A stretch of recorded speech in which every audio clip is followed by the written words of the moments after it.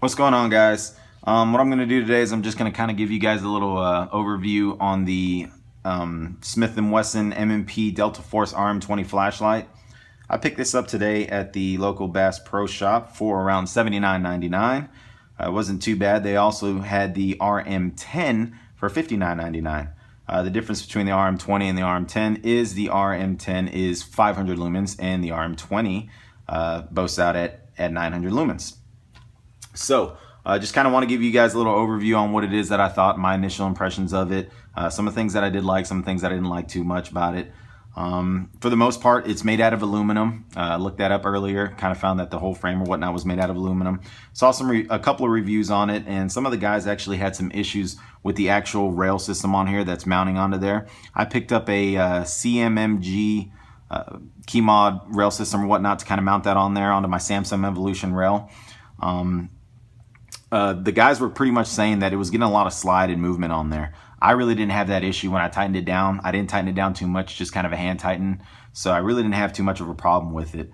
You do have just your standard right here to go ahead and tighten it down and everything like that. This does adjust forward and back if you wanted to. Some of the things that it did come with, it came with your standard, just regular push button on the back. And that actually came with it. And that's how it came in the package. The packaging was just your basic, plastic stuff or whatnot. It's pretty much what it came with.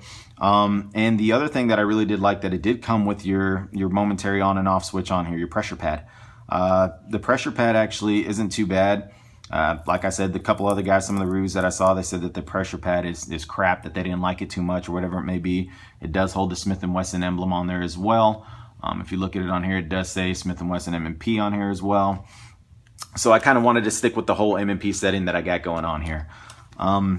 If you look at the pressure pad, it's held together. You do have some Velcro straps on here, so you can pretty much place it wherever you want on the rail. Not only that, but it does have some 3N tape on the bottom, so when you're ready to kind of tighten that thing down, it's not going to move or anything like that. I haven't done that yet since I did just put this bad boy on. Let's see. One of the things that I really didn't like about it is the fact that when you use your pretty much anything, I mean, if you're going to use this, your standard end cap or your pressure pad on there, is the fact that the way that they did it with the whole memory display, that type deal, is when you hit your button there, so you've got three settings on it. First off, you've got your strobe setting,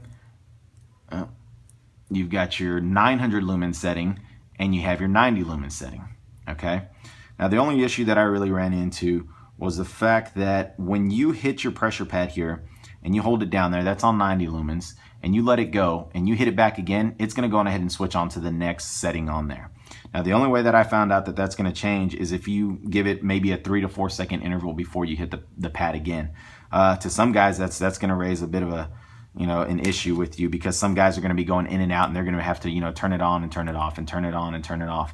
And what's going to end up happening is you're just going to have to cycle through it to find the setting that you want until you keep it on there. That's one of the big downsides to it. I've noticed it's kind of become a bit of an inconvenience. Now it does have your standard, just tap it on and you can leave it on there. That's going to be your regular button on there, and so that's your on and off. And it's the same thing there. If you leave it off for 4 seconds, you got to count it out. You turn it back on, it'll be back with the same one that you left it with.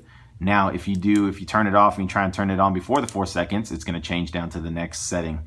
And so I definitely found that to be a bit of an inconvenience. Other than that, the output on the 900 lumens is fairly bright. It uses the Cree, what is it, the XLR LED light or whatever it may be, bulb in there. But other than that, it's it's fairly well built. I don't mind it too much. I kind of like the way that it looks. I stuck with the whole M&P setting on there. I think it's 5.31 inches in length, and the head diameter is 1.26 inches on there. It does include batteries, which is a plus, so you don't have to worry about going to get the batteries. The batteries are CR123 batteries, and those are included.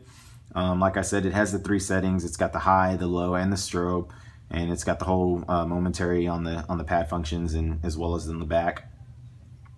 The run time is going to be on the 900 lumens. You're going to have a run time of about an hour and 25 minutes.